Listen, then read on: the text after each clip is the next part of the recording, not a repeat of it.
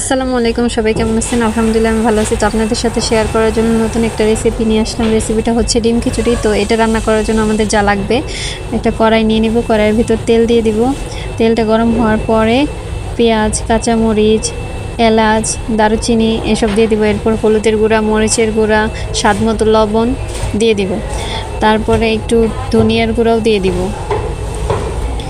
এরপর আগে থেকে সিদ্ধ করে রাখা ডিম এটার ভিতর দিয়ে একটু কষিয়ে নিব। এটা ঠিকমতো কষানো হয়ে গেলে ডিমটা উঠিয়ে রেখে দেব। তারপর আবার তার ভিতরে আগে থেকে ধুয়ে রাখা চাল ডাল দিয়ে দিব।